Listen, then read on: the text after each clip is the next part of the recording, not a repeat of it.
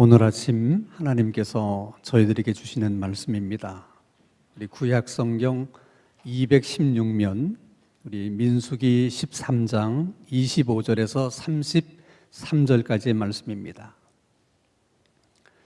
구약 성경 216면 민수기 13장 25절에서 33절의 말씀을 제가 봉독합니다.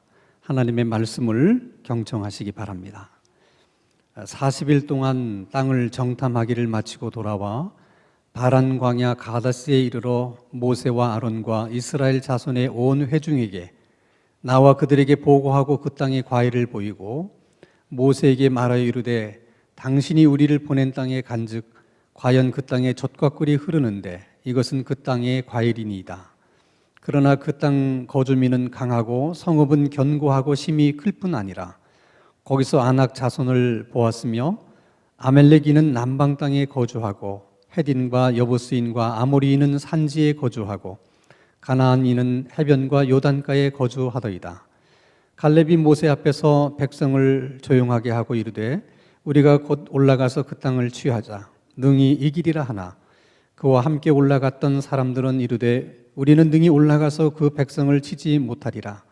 그들은 우리보다 강하니라 하고 이스라엘 자손 앞에서 그 정탐한 땅을 악평하여 이르되 우리가 두루 다니며 정탐한 땅은 그 거주민을 삼키는 땅이요 거기서 본 모든 백성은 신장이 장대한 자들이며 거기서 네피림 후손인 아낙 자손의 거인들을 보았나니 우리는 스스로 보기에도 메뚜기 같았으니 그들이 보기에도 그와 같았을 것이니이다.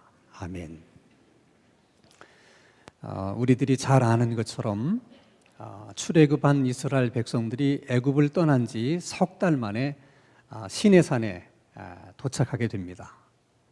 그리고 거기서 장막을 풀고 2년여 동안을 살다가 다시 그것을 출발해서 가데스 바네아라고 하는 가나안 접경 지역까지 오게 됩니다. 오늘 본문 말씀의 내용은 바로 그 가데스 바네아라고 하는 곳에서 일어났던 한 가지 사건에 대한 이야기입니다. 여러분, 애굽에서 노예로 산다는 것이 얼마나 힘들고 어렵고 고달픈 삶이었겠습니까?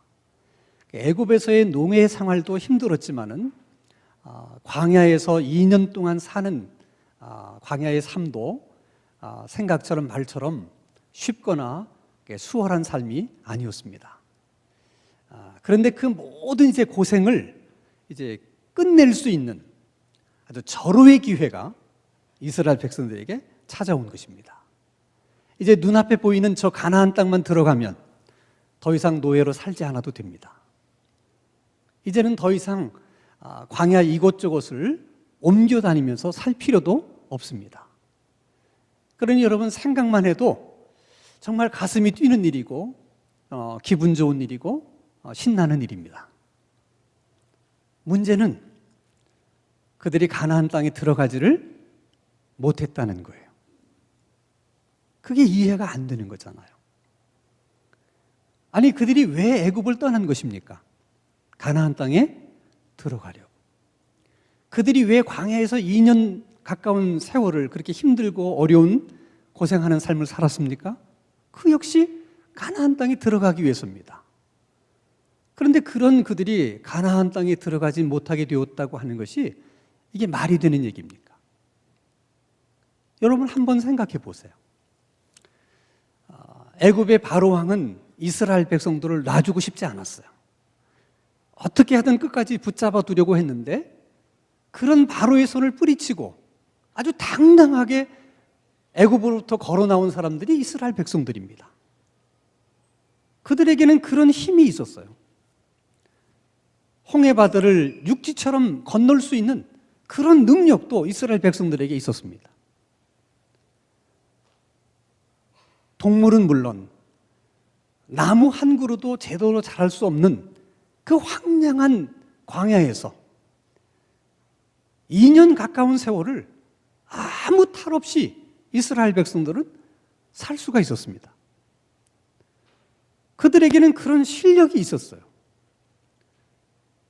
그런 힘도 있고 능력도 있고 실력도 있었던 이스라엘 백성들이 왜 가나안에 들어가는 것은 그렇게 어려운 일입니까? 정말 가나안에 들어갈 수가 없는 것입니까? 그게 그렇게도 힘든 일이에요? 불가능한 일입니까? 그렇지 않아요. 그런데 왜 그들이 가나안 땅에 들어갈 수가 없었을까? 왜 그들은 가나안 땅에 들어가지를 못한 것일까? 그들은 가나안 땅에 들어가기 전에 먼저 그 땅을 정탐을 합니다. 12명의 정탐꾼이 그 가나안 지역에 들어가서 샅샅이 다 정탐을 하고 돌아와요. 그리고 이렇게 백성들이 다 모인 자리에서 정탐 결과를 보고합니다. 우리가 그 땅에 들어가서 보니까 하나님이 정말 우리들에게 말씀하신 것처럼 젖과 꿀이 흐르는 비옥하고 풍요로운 땅입니다. 그러나 그곳에서 거주하고 있는 주민들은 강하고 그들이 살고 있는 성읍은 크고 견고합니다. 이게 보고 내용이에요. 그리고 정탐하고 돌아온 정탐꾼들의 자기 입장, 정탐한 결과 정탐꾼으로서의 자기 생각, 이걸 백성들 앞에서 이제 피력을 합니다. 먼저 여호수아와 갈렙이 얘기를 해요. 가나안은 젖과 꿀이 흐르는 비옥한 땅입니다. 그러나 그 주민은 강하고 그들이 살고 있는 성읍은 견고합니다. 두 가지 사실이 다 사실이에요. 그런데 갈렙과 여호수아는 비옥한 땅이라는 데 초점을 맞춥니다. 너무 좋은 땅입니다. 이렇게 좋은 땅이 우리 눈앞에 있는데 뭘 망설일 것이 있습니까? 빨리 들어갑시다. 빨리 들어가서 그 땅을 차지하십시다. 그 성읍이 견고하고 그 주민들은 강하지만 우리가 그 땅에 들어가는 데 있어서 그것들은 아무런 문제가 될 것이 없습니다. 왜냐하면 하나님이 이미 그 땅을 우리에게 주시기로 약속했기 때문입니다. 그러니 아무 걱정하지 말고 일단 들어갑시다. 그런데 10명의 정탐꾼의 생각은 달랐습니다. 비옥한 땅, 견고한 성읍, 두 가지 중에 이쪽에 초점을 두고 얘기를 해요. 아무리 그 땅이 젖과 꿀이 흐르는 비옥하고 풍요로운 땅이면 뭐합니까? 그곳 주민들이 강하고 그 성읍이 견고하고 크기 때문에 우리는 절대로 그 사람들을 쫓아내지 못합니다. 우리는 그 땅을 차지할 수가 없습니다. 이미 10명의 정탐꾼은 그렇게 결론을 냈어요. 문제는 그렇게 결론을 내놓고는 그 결론에 맞춰서 백성들을 선동하기 시작하는 거예요. 여러분, 선동이라고 하는 것은 사람의 감정을 자극하고 감정을 부추겨서 선동하는 사람들의 의도대로, 목적대로 그 사람들을 행동하게 만들고 따르게 만드는 일이에요. 이 선동이 항상 우리에게 문제가 되는 것은 선동이 가지고 있는 위험성 때문에 그렇습니다. 그 위험성은 항상 두 가지예요. 하나는 선동이라고 하는 것은 이성에 호소하는 게 아니에요. 감정을 부추기고 감정을 자극하기 때문에 일단 선동에 넘어가게 되면 감정은 엄청나게 활성화가 돼요. 반면에 이성은 위축이 됩니다. 그래서 이성으로 뭔가를 판단하기가 어려워요. 이성의 기능이 제대로 발휘를 못하는 거예요. 그러니까 그냥 감정 따라서 결정하고 또 행동을 하게 된다는 것입니다. 그런 위험성이 항상 있는 거예요. 또 한 가지는 이렇게 선동하는 사람들은 항상 사실만을 얘기하지 않아요. 사실을 얘기하면서도 사실이 아닌 것을 섞어서 얘기합니다. 그러면서 사실이 아닌 것도 사실인 것처럼 얘기를 해요. 그래서 듣는 사람은 저건 사실이 아닌데 사실인 것처럼 믿게 만드는 거예요. 그래서 여러분, 선동이라는 말은 굉장히 위험한 말이에요. 그 예를 한번 이제 말씀을 통해서 우리가 생각해 보려고 합니다. 자, 여러분, 민수기 13장 32절에서 32절 이하의 말씀을 한번 읽어보겠습니다. 시작. 이스라엘 자손 앞에서 그 정탐한 땅을 악평하여 이르되 우리가 두루 다니며 정탐한 땅은 그 거주민을 삼키는 땅이요 거기서 본 모든 백성은 신장이 장대한 자들이며 거기서 네피림 후손인 아낙 자손의 거인들을 보았나니 우리는 스스로 보기에도 메뚜기 같으니 그들이 보기에도 그와 같았을 거니. 그들이 그 땅을 악평해서 이렇게 얘기합니다. 우리가 들어가서 살펴본 그 땅은 그 거주민을 삼키는 땅입니다. 다른 말로 하면 거기는 사람이 살만한 땅이 아닙니다. 아주 거친 땅이고 몹쓸 땅입니다. 라고 그 땅을 악평하는 거예요. 방금 전까지만 하더라도 거기는 젖과 꿀이 흐르는 정말 풍요롭고 비옥한 땅입니다. 이렇게 얘기를 했는데 갑자기 말을 바꾸는 겁니다. 우리들 생각에 아니 어떻게 방금 한 말을 그렇게 쉽게 뒤집어서 얘기할 수 있느냐. 근데 여러분, 선동하는 사람에게는 그게 하나도 문제가 되지 않아요. 그들 생각에는 말을 바꾸더라도 그 말을 바꿔서 더 잘 선동이 될 수만 있다면, 그리고 선동할 수 있다면 그들은 상관하지 않아요. 왜? 말 바꾼 것을 또 믿게 하면 되니까. 근데 그들이 우리가 보고 온 땅은 그 거주민을 삼키는 땅입니다. 사람 살 곳이 못 됩니다. 이렇게 이야기한 것은 사실은 없는 얘기를 한 건 아니에요. 여러분이 한번 생각해 보세요. 12명이 들어가서 40일 동안 그 땅을 샅샅이 다 살피고 돌아왔습니다. 그러면 가나안 땅이 100% 젖과 꿀이 흐르는 비옥한 땅이었겠습니까? 그렇지는 않아요. 대부분은 비옥한 땅이지만 또 어떤 곳은 정말 그 거주민을 삼키는 땅처럼 쓸모없는 땅, 사람이 살 수 없는 땅, 그런 땅들도 있는 거예요. 중요한 것은 그 땅이 비옥한 곳도 있고 그렇지 못한 곳도 있는데 왜 하필이면 비옥한 땅에 대한 얘기는 안 하고 말을 바꿔가면서 안 좋은 땅, 사람이 살 수 없는 땅, 그 땅에 대해서만 얘기를 하는 거냐는 거예요. 거기에는 의도가 있는 거예요. 무슨 의도가 있겠습니까? 그러니까 그런 땅은 들어가 봐야 소용없고 들어갈 필요도 없다. 이렇게 백성들로 하여금 생각하도록 만들기 위해서 일부러 그렇게 얘기하는 거예요. 그것뿐만이 아닙니다. 그것 주민들이 강하다는 얘기를 하면서 이렇게 얘기를 해요. 우리가 그 땅에 들어가 보니까 모든 그 땅의 주민들이 신장이 장대하고 그 사람들 중에는 이 거인족의 후손인 네피림의 후손인 아낙 자손들도 우리가 보았다. 여러분, 그 가나안 땅 안에 네피림의 후손들인 아낙 자손이 있었던 건 사실이에요. 그렇지만 가나안 땅에 7 부족이 있었는데 그 7 부족이 다 아낙 자손처럼 거인족은 아닙니다. 이게 사실과 사실이 아닌 것이 다 섞여 있는 거예요. 근데 그들은 말하기를 마치 가나안의 7 부족이 다 아낙 자손처럼 신장이 장대한 사람인 것처럼 얘기를 한 거예요. 왜 그렇게 얘기를 했겠습니까? 거기도 의도가 있는 거예요. 그렇게 그곳의 주민들은 강하기 때문에 우리가 그 주민들을 쫓아낼 수 있다, 없다? 없다. 그렇게 백성들로 생각하게끔 하기 위해서 일부러 그렇게 얘기하는 거예요. 뿐만 아니라 이렇게 얘기합니다. 그들이 얼마나 큰지 그들을 보면서 우리 자신을 보니까 우리는 메뚜기 같다는 거예요. 그건 사실이 아니에요. 그것은 정탐꾼들의 느낌이고 생각이에요. 근데 그 느낌과 생각을 사실인 것처럼 얘기하는 거예요.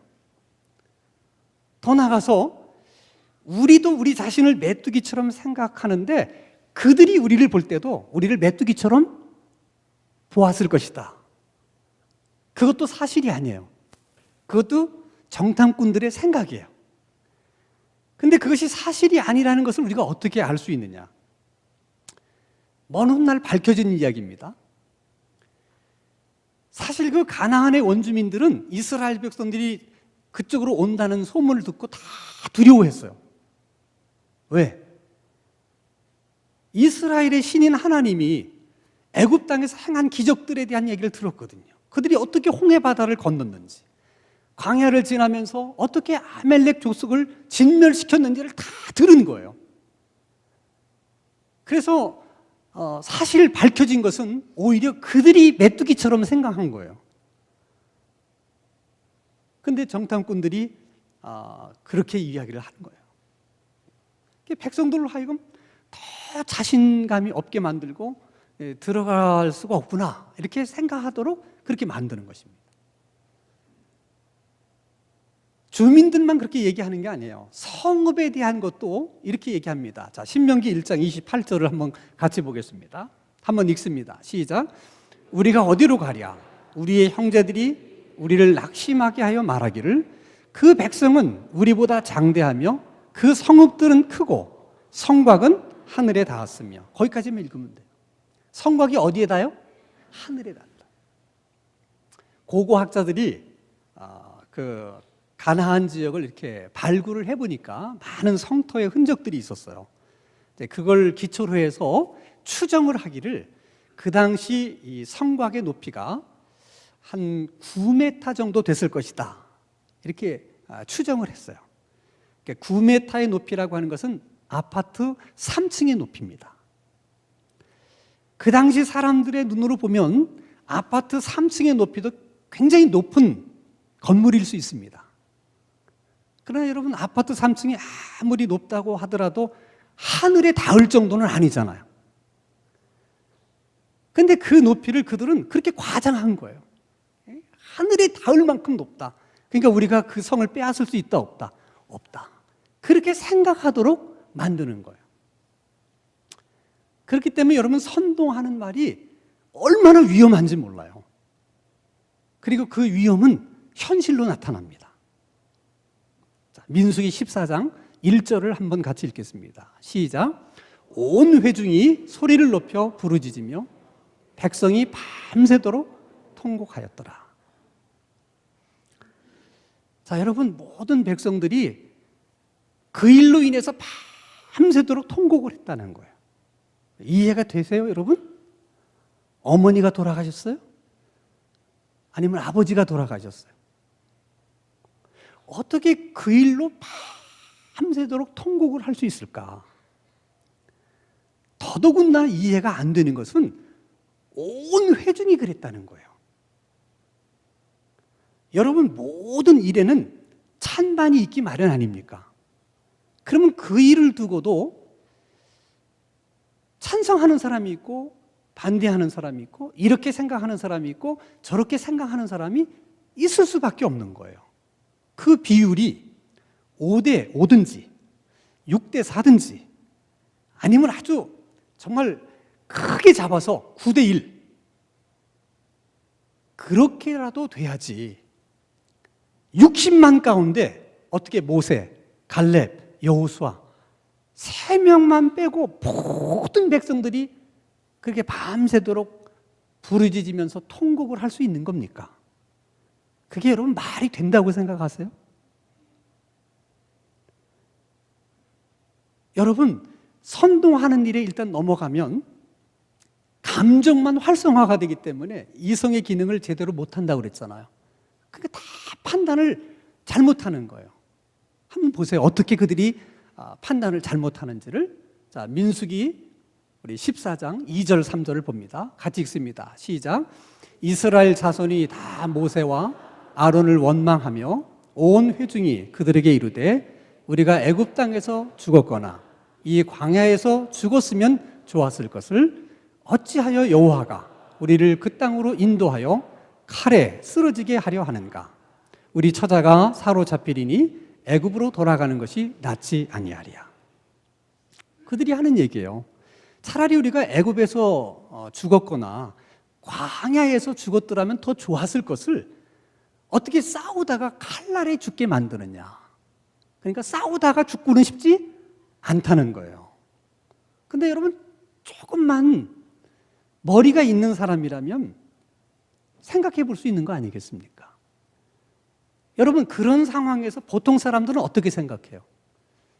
앉아서 죽나? 싸우다 죽나? 어차피 죽을 거라면 어떻게 해야 돼? 싸우다 죽자. 응? 죽고자 하는 자는 살 것이요, 살고자 하는 자는 죽을 것이다. 보통의 경우는 그 상황이면 그렇게 생각한다는 거예요. 여러분, 어차피 죽는 마당에 뭐 애굽에서 죽으면 어떻고 광야에서 죽으면 어떻고 싸우다 죽으면 어떻습니까? 근데 그들은 싸우다 죽기는 싫다는 거예요. 더 가관인 것은 왜 우리가 싸우다가 죽는 것이 싫으냐?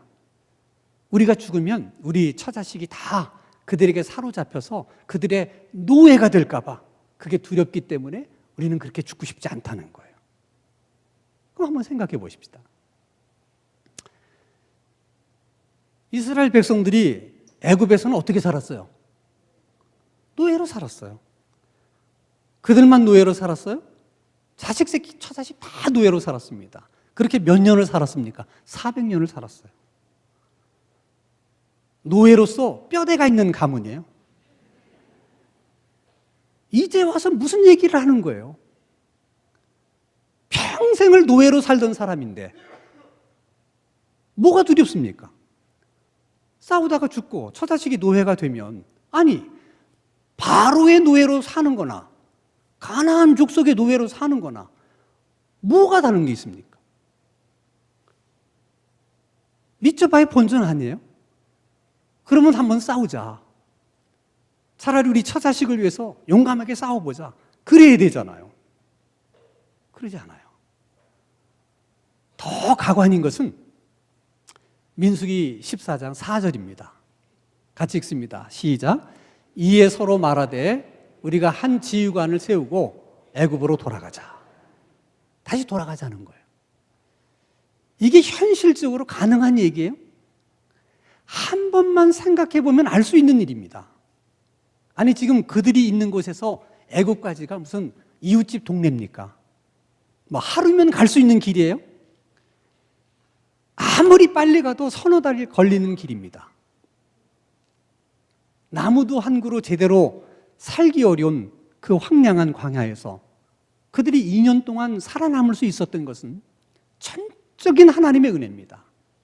낮에는 구름 기둥으로 보호해 주시고 밤에는 불 기둥으로 보호해 주시고 매일처럼 먹을 수 있는 만나를 양식으로 주시고 목이 마를 때는 반석을 깨뜨려서 물을 주시고, 그래서 그들이 살을 수 있었던 것이지, 구름 기둥 없이 불 기둥 없이 만나 없이 애굽으로 돌아가면 돌아갈 수 있겠어요? 여러분 표정에는 돌아갈 수 있는 것 같아요. 여러분, 한 번쯤만 생각해 보면 이거는 안 되는 일이라는 걸 알아요. 근데 이렇게 선동이 되고 나면 이성의 기능이 이렇게 다 약화돼서 그 판단을 못해요. 그래서 안 되는 일인데 마치 될 수 있는 일처럼 그렇게 믿게 된다는 거예요. 그것이 선동하는 말이 만들어낸 잘못된 확신이에요. 무서운 거예요, 여러분. 여러분, 그게 안 무서운 거예요? 할 수 없는데 할 수 있다고 믿는 거예요. 그래서 선동하는 말은 위험한 말이에요. 이제 하나 우리가 좀 궁금한 것은 그 10명의 정탐꾼들이 막 백성들을 선동할 때 왜 모세가 말리지를 못했을까? 왜 갈렙과 여호수아가 그게 아니라고 반박하지를 못했을까? 수적으로 열세이기 때문에 그런 것일까? 꼭 그런 것만은 아닙니다. 여러분, 선동의 가장 큰 강점은 선동하는 데는 많은 설명이나 많은 말이 필요 없다는 거예요. 한 문장이면 돼요. 이들이 백성을 선동할 때 많은 얘기를 한 게 아니에요. 비옥한 땅이지만 그러나 그 주민들은 강하고 성읍은 크고 견고하기 때문에 우리는 절대로 그 사람을 쫓아내지 못한다. 우리는 그 땅을 차지할 수 없다. 그거예요. 선동하는 일은 그냥 짧은 말 한마디면 돼요. 근데 그게 아니야 하고서 그 선동하는 말이 잘못됐다고 하는 그것을 반박하려고 하면 엄청난 자료를 모아야 돼. 반박할 수 있는 증거들을 많이 모아야 돼.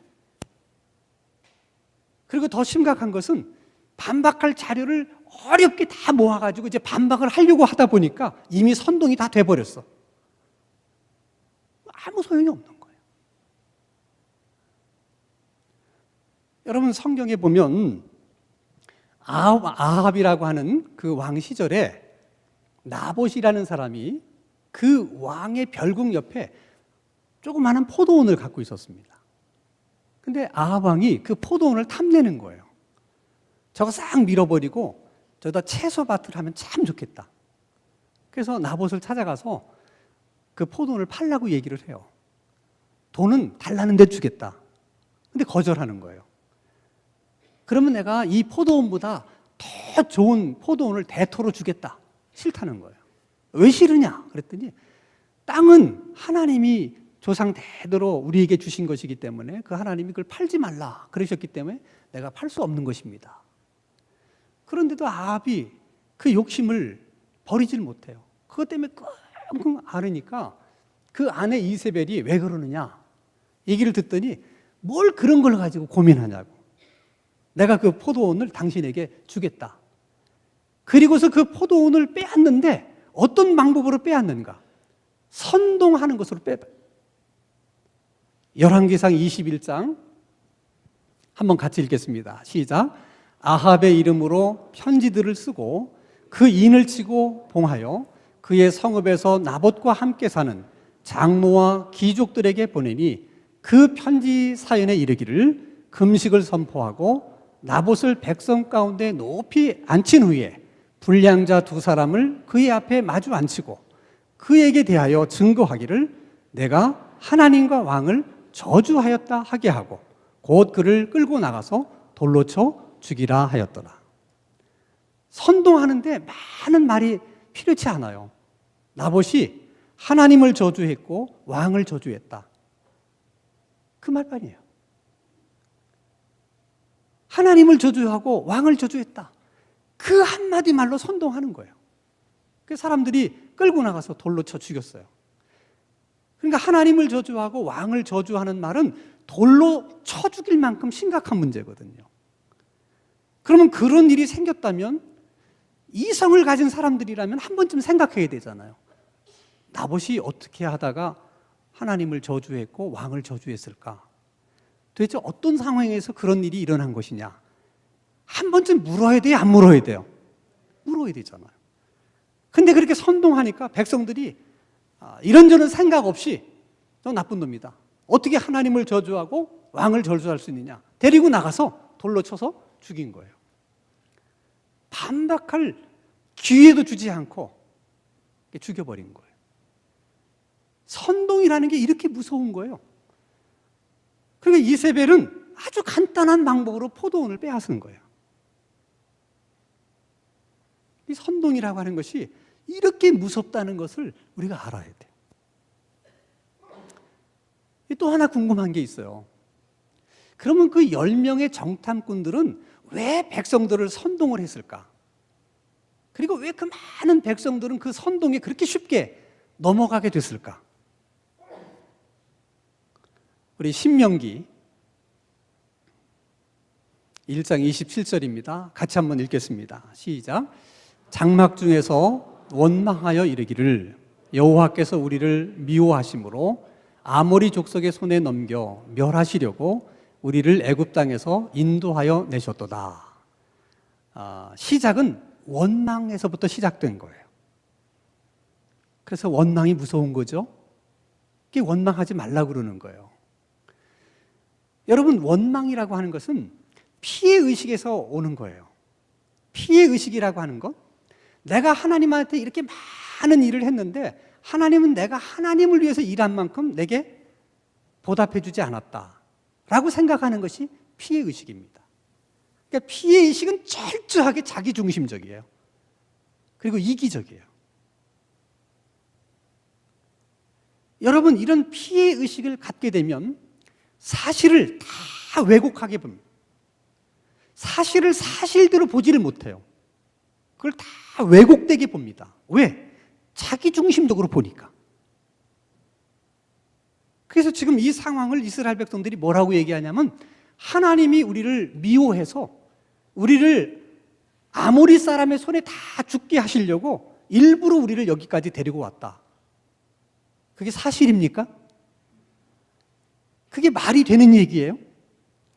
한 번쯤 생각해 보면 우리를 애굽에서 구원해 내시려고 하나님이 어떤 많은 기적들을 행하셨는지, 홍해 바다를 건널 때 하나님이 어떻게 하셨는지 한 번만 생각해도 알 수 있는 일이잖아요. 근데 여러분, 이렇게 선동이 넘어가면 그렇게 쉬운 생각을 못 하는 거예요. 그리고 왜곡해요. 하나님이 우리를 미워했기 때문에 이렇게 됐다는 거예요. 자, 그러면 이스라엘 백성들은 왜 하나님에 대해서 그런 피해의식을 가지게 됐을까? 충분히 짐작할 수 있어요. 여러분, 애굽에서의 삶도 만만치 않았지만 광야에서 삶도 만만치 않습니다. 물론 낮이면 구름기둥, 밤이면 불기둥이 있었음에도 불구하고 광야 생활이 쉽지 않아요. 그럴 수밖에 없어요. 계속 옮겨 다녀야 되니까 이삿짐 풀었다가 싸고 풀었다가 싸고. 여러분 계속 해봐야 짜증나지. 그리고 우리가 여러 사람들하고 여행해 보면 알잖아요. 성격이 틀리고 습관이 달라서 얼마나 많이 부딪힙니까? 그렇잖아요. 같이 밥 먹는데도 신경 쓰이게 하는 사람들이 얼마나 많은데, 근데 그 60만이 함께 이동하는 거예요. 얼마나 많은 일들이 있겠어요. 그냥 허허벌판에 장막 치고 사는 거예요. 담벼락이 있겠어요? 대문이 있겠어요? 그러니까 별일 다 생기는 거예요. 어떤 놈이 와서 슬쩍 뭐 훔쳐갔는데 훔쳐갔냐 안 훔쳐갔냐 가지고 다투게 되고, 그렇게 그냥 타닥타닥 붙어 있으니까 애들끼리 싸우죠. 또 가축들을 데리고 가요. 성격이 꼼꼼한 사람은 혹시 이 가축이 남에게 피해를 줄까 봐 잘 묶어 놓습니다. 근데 꼭 널널한 사람은 그것도 잘 안 해가지고 이게 또 꽃비가 풀려가지고 그냥 소가 막 이리 뛰고 저리 뛰다가 남의 집 막 쳐박고, 그러면 그 집 사람 열받아요 안 받아요? 그러지 않아도 짜증나 죽겠는데. 이런 일들이 계속 일어나고 있는 거예요. 그래도 그걸 다 참아내요. 왜? 가나안에 들어가려고. 그거 하나 바라보고 다 인내하는 거예요. 근데 막상 가나안 가까이 와서 보니까 들어갈 수 있다 없다? 없는 거예요. 그러면 지난 2년 동안 우리가 광야에서 그렇게 고생한 이유가 뭐냐는 거예요. 그러니까 하나님에 대해서 화가 나는 거예요. 어떻게 하나님이 우리들에게 이렇게 할 수 있느냐? 하나님이 우리를 애굽에서부터 인도내셨으면 책임을 지셔야지. 그 책임이라고 하는 것 때문에 하나님이 구름기둥, 불기둥, 만나를 내리신 것은 당연한 일이에요. 우리를 인도했으니까 당연히 그래야지. 뭐만 섭섭해? 못 들어가는 것만 섭섭한 거예요. 그런 생각의 배후, 그렇게 이기적으로 생각하고 자기 중심적으로 생각하는 그 배후에는 왜곡된 생각이 있는 거예요. 마치 자기들은 애굽이 좋아서 그냥 애굽 땅에서 계속 살고 싶었는데 하나님이 억지로 자기를 인도해내서 오늘 우리가 이 모양 이 꼴이 됐다. 그게 피해의식이에요. 근데 정말 그렇습니까? 정말 그래요? 출애굽기 1장 23절을 한번 같이 읽겠습니다. 시작. 여러 해 후에 애굽 왕은 죽었고 이스라엘 자손은 고된 노동으로 말미암아 탄식하며 부르짖으니 그 고된 노동으로 말미암아 부르짖는 소리가 하나님께 상달된지라. 하나님이 그들의 고통 소리를 들으시고 하나님이 아브라함과 이삭과 야곱에게 세운 그의 언약을 기억하사 하나님이 이스라엘 자손을 돌보셨고 하나님이 그들을 기억하셨더라. 너무 노예 생활이 힘들고 고달퍼서 매일같이 하나님 앞에 살려달라고 부르짖은 거예요. 하나님이 아브라함하고 맺은 약속 때문에 그들을 불쌍히 여기셔서 그들을 구원해 내신 거예요. 그 사실을 그들은 인정하지 않는 거예요. 이게 여러분 그들만의 문제가 아니에요. 그래서 항상 하나님이 우리들에게 하시는 말씀이 있어요. 네가 과거에 어떻게 살았었는지를 기억하라는 거예요. 내가 너에게 준 은혜가 무엇인지를 기억하라는 거예요. 그걸 잊어버리지 말라고 유월절을 지켜라, 초막절을 지켜라, 오순절을 지켜라. 자꾸 절기를 지키라고 하는 이유가 거기에 있는 거예요.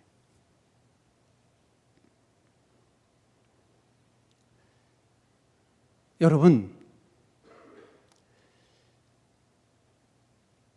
원망하는 말 한마디가 이스라엘 백성들을 그처럼 불행하게 만들었어요. 너무나 중요한 얘기예요.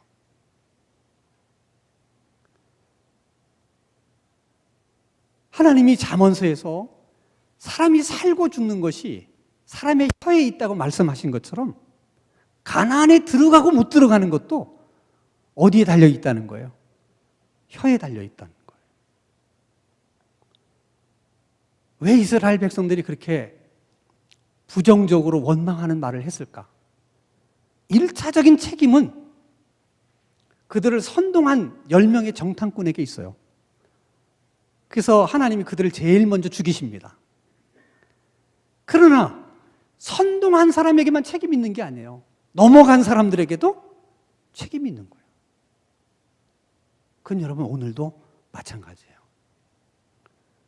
그래서 예수 믿는 사람들은 어디를 가든지 선동하는 말, 선동하는 일을 해서는 안 돼요. 그것은 하나님이 미워하시는 것입니다. 특히 하나님의 교회 안에서는 더 그래요. 절대로 선동하는 말을 해서는 안 돼요. 또 여러분들이 선동하는 말을 들었을 때도 선동하는 말은 위험한 말이야 하는 걸 잊어서는 안 돼. 저분이 왜 나한테 저런 말을 하는 걸까? 저분이 하는 말 가운데 어디까지가 사실이고 어디까지가 사실이 아닌가? 이걸 반드시 여러분 이성으로 판단하셔야 돼. 그렇지 않고 별 생각 없이 그냥 선동에 넘어가게 되면 여러분 에덴 동산도 빼앗기게 됩니다. 하나님이 약속하신 가나안에도 들어가지 못해요. 결국에는 여러분 믿음까지도 잃어버리게 됩니다. 우리가 말을 바꾸면 생각을 바꿀 수 있고 마음을 바꿀 수 있고 우리 인생을 바꿀 수 있는 것처럼 우리의 말을 지켜야 우리의 생각을 지킬 수 있고 마음을 지킬 수 있고 하나님이 우리에게 주신 은혜와 축복들을 지켜낼 수가 있는 거예요. 우리 하나님은 하나님의 귀에 들린 대로 행하시는 하나님이세요. 우리가 말한 대로 이루시는 하나님이세요. 우리가 말한 대로 이루시는 하나님. 우리가 말한 대로 이루어지게 하시는 하나님. 그 하나님의 은혜가 우리들의 말 가운데 있을 수 있기를 주님의 이름으로 축원합니다. 기도하겠습니다. 거룩하신 하나님 아버지, 우리들에게 남은 돈이 얼마 없으면 그 얼마 남지 않은 돈을 어디에 어떻게 써야 할까 생각하고 또 한 번 생각하고 그 돈을 쓰는 것처럼 우리가 하는 말도 그렇게 할 수 있도록 은혜를 베풀어 주시옵소서. 옳고 그름을 분별할 수 있는 지혜를 주시고 분별하여 들을 수 있는 복된 귀도 허락해 주시옵소서. 예수님 이름으로 기도하옵나이다. 아멘.